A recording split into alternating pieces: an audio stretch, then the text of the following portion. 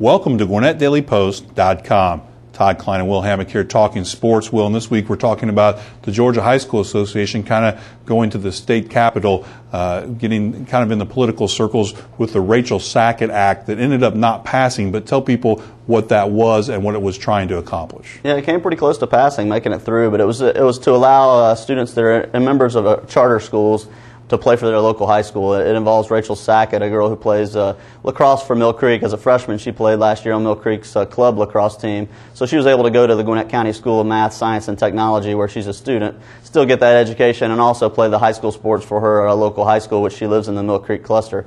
But when it became a GHSA varsity sport this year at Mill Creek, she was unable to play because GHSA rules permit her from doing that. So it would be great to see her get a chance like that, but in this case, the act didn't pass, and the GHSA kind of stuck to their guns. They think that it should be a high school activity, high school sports, and people that attend charter schools in that district should not be allowed to play high school sports. And I think individually, Will, people that have met Rachel Sackett and know her story kind of can feel for the individual in this case, but I think over the long term, what the GHSA was trying to do was make a plan for all players, not just for this one specific one. Talk about that. Yeah, and the Rachel Sackett story, I mean, it's hard not to be on her side. I mean, she's a great student. She's going to a high school where she can get a great opportunity in engineering, what she wants to follow, and you can't really fault her on that, and you really have to be on her side. But from the GHSA standpoint, you don't want a charter school popping up in the Wheeler cluster, for example, and all of a sudden you have 10 students who happen to be AU basketball teammates at a charter school in the Wheeler district, and suddenly you've got a feeder going more into the Wheeler program, and the transfer thing gets more out of control. So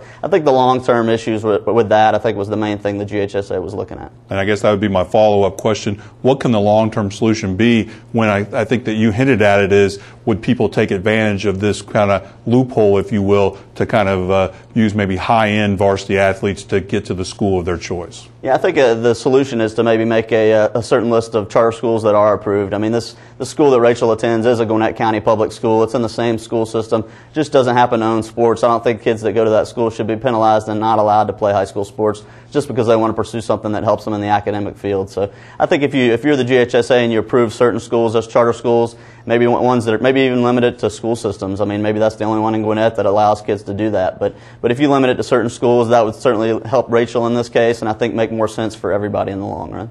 Well, that's all the time we have for this week. Please check back next week at GwinnettDailyPost.com for more Talkin' Sports.